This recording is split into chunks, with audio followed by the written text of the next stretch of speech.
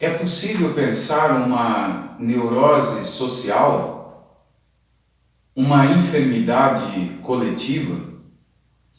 No início da psicanálise, Freud objetivou estudar a neurose a partir do indivíduo. De fato, toda a psicanálise se constituiu como uma psicanálise dos indivíduos, da alma individual. Só que passado mais de 100 anos da descoberta freudiana, nós precisamos também debater se aquilo que gera o quadro neurótico está relacionado só a esses complexos infantis ou existem outras fontes. O próprio Freud, com o tempo, se tornou sensível em relação a essa outra possibilidade.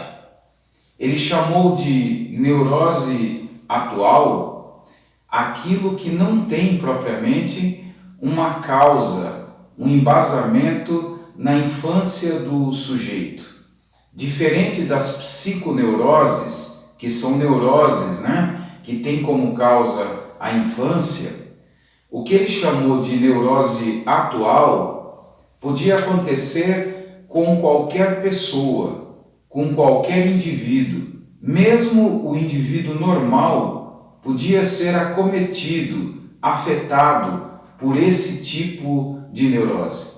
Então, neste vídeo, eu escolhi falar exatamente sobre essa questão das neuroses atuais, ou como Cary Horney chama, neuroses de situação, neuroses situacionais, que não são propriamente neuroses no sentido do quadro pintado por Freud. Não são neuroses ligadas ao complexo de Édipo, às questões dos complexos infantis. Essas neuroses situacionais são neuroses criadas pela própria sociedade, pela própria influência social. E certas dinâmicas sociais, culturais, teriam maior predisposição a gerar esse tipo de neurose. Freud descobriu as chamadas neuroses atuais ao analisar o caso de pacientes de guerra, neuróticos de guerra, pessoas normais que iam para uma guerra e voltavam neuróticos, voltavam com a perturbação neurótica. É lógico que a partir desses casos examinados por ele rapidamente percebeu que algumas neuroses não tinham necessariamente uma relação com a infância, uma relação histórica, muito bem delineada. Nesse sentido, as neuroses atuais podiam acontecer com qualquer pessoa, qualquer indivíduo, mesmo os chamados normais, podiam ser afetados por essas estranhas neuroses situacionais. E ele percebeu, que esses indivíduos que iam para a guerra voltavam neurotizados por causa da própria circunstância que cercavam, esses indivíduos. Circunstâncias que podiam ser das mais banais àquelas mais conflituosas, como por exemplo o indivíduo, o soldado, perceber o seu colega de fronte morrer diante dos seus olhos, ou se deparar com corpos em putrefação, corpos dilacerados, despedaçados, pela guerra, pela violência da circunstância da guerra. Então, esse tipo de acontecimento fez com que Freud percebesse que o indivíduo podia ficar perturbado frente a todas essas informações que chegavam ao aparelho psíquico. Então, notem que a neurose atual, diferente da neurose chamada de psiconeurose, ela pode acontecer a qualquer momento também da vida. É assim que acontece, por exemplo, quando nós passamos por um assalto. É normal uma pessoa que passou por um assalto ou uma situação, né, de rapto, aqui em São Paulo, né, tem acontecido muito aqueles sequestros relâmpagos. Então é lógico que essas pessoas ficam traumatizadas e ficam, depois do acontecimento, se comportam como se fosse um neurótico típico. Não conseguem dormir, algumas dessas pessoas passam a desenvolver, né, tremores crônicos, outros indivíduos podem ter a cegueira, né, neurótica ou mesmo o mutismo neurótico. Há ainda outros que, além de não conseguir dormir, passam a ter quadros, né, crônicos de cansaço. Isso tudo está vinculado a algo atual. Quem é que já não passou por uma situação de crise e por um certo tempo ficou meio que assustado? Isso é típico das neuroses atuais. O indivíduo fica assustado, fica em alerta. Uma pessoa que passou por um rapto ou um assalto, quando uma pessoa estranha chega perto dela, ela fica apavorada, tem muitas vezes taquicardia. Então vejam, entendam que as neuroses atuais dependem das condições sociais de um grupo. E é por isso que escolhi, né, falar sobre esse tema, porque as sociedades modernas, elas são basicamente neurotizantes. Elas são basicamente sociedades que agem como fatores inerentes de neuroses situacionais. É o desemprego, ou o crime, né, que cresce cada vez mais, a violência urbana, muitas vezes divórcios, né, separações, crimes, né, horrendos. Tudo isso vai marcando a nossa sociedade como uma sociedade enferma. Eu li há algum tempo, né, uma pesquisa que fizeram dos programas mais assistidos na TV brasileira.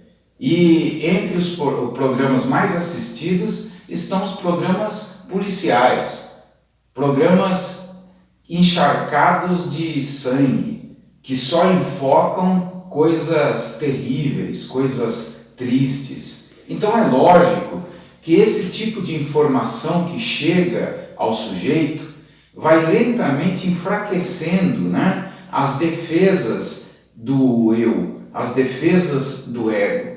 Por isso, além do fator, né, psiconeurótico, além dos fatores dos complexos infantis, vejam que eu não estou dizendo que os complexos infantis deixaram de ser muito importantes para a formação das neuroses. Eu apenas estou destacando que, além desses fatores constitucionais, além desses fatores estruturais e estruturantes, existe também a ambiência. O ambiente de um sujeito, se for um ambiente neurótico, ele lentamente se tornará também um neurótico. Qual é a diferença no sentido qualitativo da neurose, né, estrutural, da psiconeurose e da neurose de situação? É que a neurose de situação, entendam, ela é temporária. Muitas vezes o indivíduo tem uma crise, passa a desencadear, né, alguns sintomas neuróticos, e depois que ele vence os motivos que levaram à crise, normalmente os sintomas acabam por desaparecer como se nunca tivessem existido. Por isso, as neuroses atuais, as neuroses chamadas, né, de situacionais, elas são intensas, mas de curta duração. Daí então entender que o indivíduo não tem uma estrutura neurótica porque apresenta uma neurose de situação. Mas enquanto a neurose de situação estiver ativa, ela é tão perigosa como a neurose estrutural, como a psiconeurose. Por quê? Porque dentro dessa intensidade, dentro desse quadro temporário, momentâneo, o indivíduo pode se autodestruir, pode perder o controle de si. Então ela não deve ser menosprezada. Não é porque ela não é uma estrutura, uma parte da personalidade mais permanente, que ela deve ser menosprezada. As sociedades modernas, infelizmente, acabam por destruir continuamente a força dos seus indivíduos. Por isso, é cada vez mais típico, os neuróticos atuais estarem permeando o quadro social. É só pensar, muitas vezes eu falei do desemprego, É lógico que o desemprego pode gerar estresse, pode gerar, um estado crônico de adoecimento, mas mesmo o indivíduo empregado, dependendo de onde ele está empregado, ele vai sofrer fortes influências negativas, deletérias. Eu acompanhei durante quase 3 décadas, em consultório, eu acompanhei muitos indivíduos que estavam muito bem empregados, mas haviam se tornado neuróticos. Normalmente funcionários públicos, vejam que coisa interessante, Funcionários públicos, porque esses indivíduos buscaram a vida inteira uma espécie de segurança social, tornando a sua vida mais tranquila. Mas quando ingressaram dentro dessa nova profissão, não encontraram o paraíso. Perceberam, sociedades normalmente regidas por verdadeiros psicopatas, em muitas repartições públicas, em muitas instituições, em muitos grupos, o indivíduo que está em cima, na hierarquia, no pico da hierarquia, é um indivíduo também neurótico. Quantas vezes eu ouvi de pacientes que eram funcionários públicos, bem empregados até, ganhando muito bem, que não conseguiam mais nem levantar da cama para ir trabalhar. E se sentiam inibidos por causa do seu chefe tirânico, por causa de uma pressão social intensa, contínua. Vejam, que essas neuroses atuais, por isso podem ser desencadeadas por diversos motivos, por diversas coisas do mundo social, por diversos elementos sociais. E aí que entra os aspectos mais complicados da vida social. Quanto mais uma sociedade se transforma numa sociedade desumana, numa sociedade mercantilista, que só pensa no capital, no acúmulo, no dinheiro, mais teremos indivíduos com essas neuroses atuais. É infelizmente o que nós percebemos no mundo. E particularmente aqui em São Paulo, nós estamos notando cada vez mais isso. Pessoas que vão parar na rua, pessoas que se agridem mutuamente, pessoas que brigam, matam e morrem nas brigas de trânsito. Ou seja, é como se estivéssemos num barril de pólvora, estivéssemos perto de um abismo. E isso tem uma relação direta com o tipo, com a qualidade vivencial da vida que temos em sociedade. Prometo que num programa futuro aprofundarei essa questão. No momento é o suficiente. Muito obrigado por estar comigo. Se gostou, deixe o seu like, comente aí embaixo, porque isso me ajuda também a subir no ranking do YouTube.